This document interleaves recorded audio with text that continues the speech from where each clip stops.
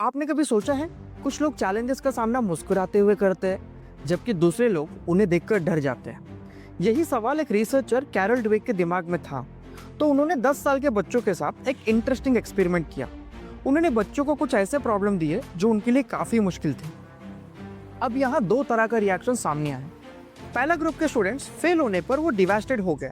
उन्होंने महसूस किया कि उनकी इंटेलिजेंस का टेस्ट था और वो फेल हो गया।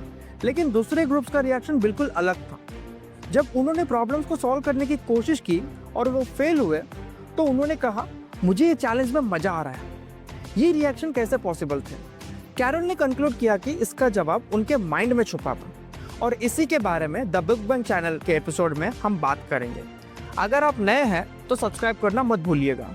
Growth mindset versus fix mindset. Imagine कीजिए कि आप एक ऐसे इंसान हैं जो सोचते हैं कि इंटेलिजेंस और स्किल्स हमेशा वही रहेंगे, उन्हें बदला नहीं जा सकता। इस सोच को हम फिक्स माइंडसेट कहते हैं। इस माइंडसेट के लोग हर चीज को एक टेस्ट के तौर पर देखते हैं और फेलियर से डरते हैं। अब दूसरी तरफ है ग्रोथ माइंडसेट। इस माइंडसेट के लोग बिलीव करते हैं कि सब कुछ सीखा जा सकता है और समय के साथ इंप्रूव किया जा सकता है।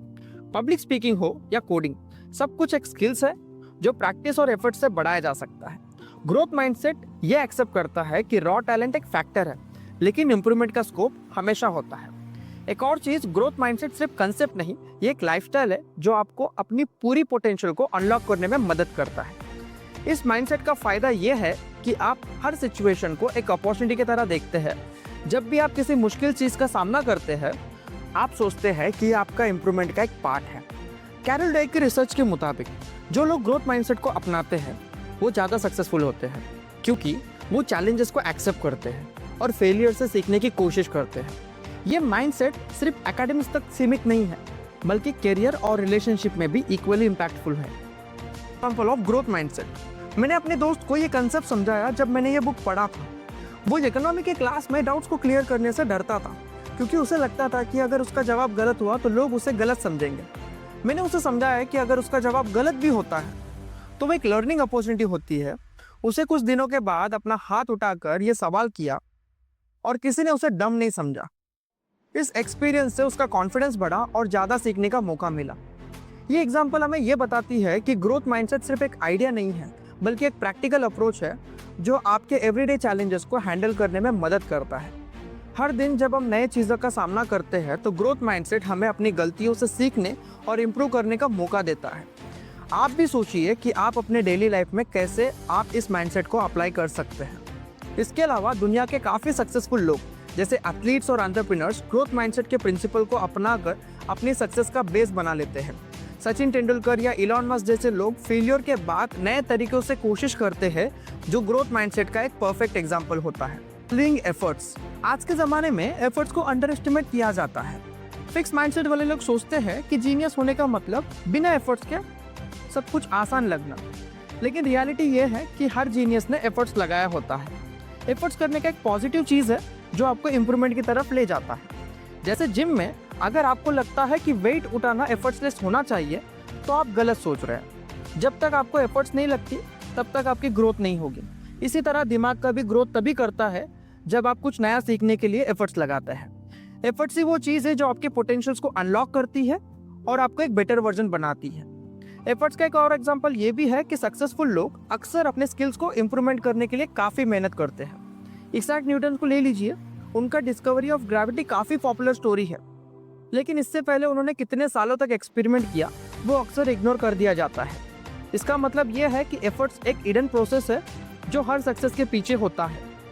सोसाइटी में एफर्ट्स को ग्लोरीफाई करने के बजाय अक्सर एक नेचुरल टैलेंट को अप्रिशिएट किया जाता है, लेकिन ये सोचना गलत होगा कि बिना मेहनत के हर कोई अपने गोल्स को अचीव कर सकता है।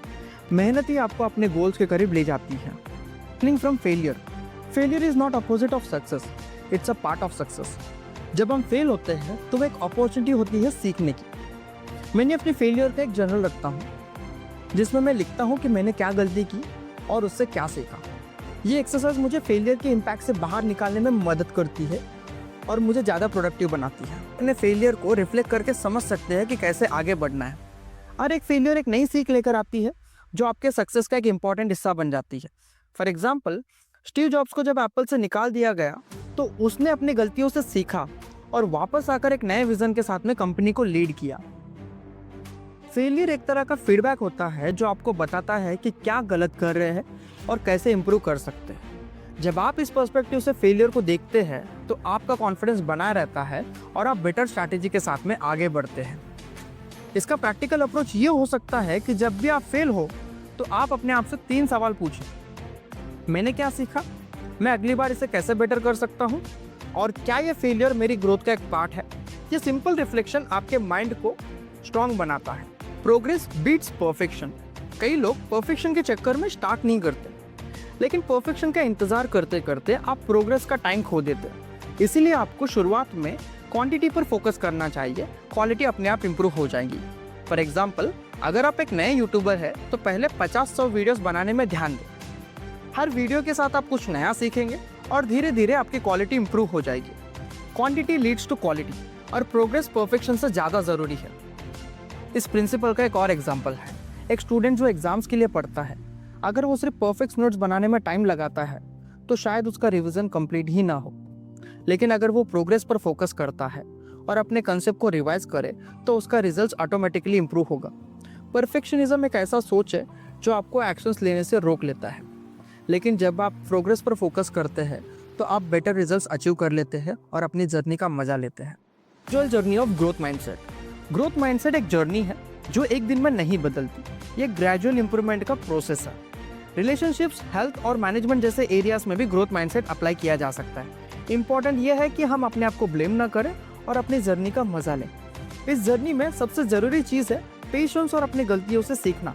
धीरे धीरे आप देखोगे कि कैसे आप बेटर और कॉन्फिडेंस इंसान बन रहे हैं। हर दिन अपने प्रोग्रेस का ट्रैक रखना और छोटी छोटी इंप्रूवमेंट पर सेलिब्रेट करना, ये ग्रोथ माइंडसेट का हिस्सा है।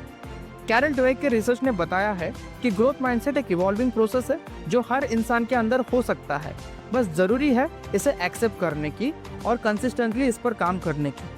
हर एक छोटा स्टेप्स आपको एक नए लेवल पर ले जाता है। अगर आपको ये समरी इंसाइटफुल लगी है और आप भी बुक्स के वैल्यूएबल इंसाइट चाहते हैं तो द बुक बैंक चैनल को जरूर सब्सक्राइब करें, और हर एक नए बुक्स के साथ हम नए लेसन्स और प्रैक्टिकल आइडियाज शेयर करेंगे। कमेंट्स में अपने थॉट्स जरूर बताएं। थैंक यू फॉर वॉचिंग और मिलते हैं अगले एपिसोड में।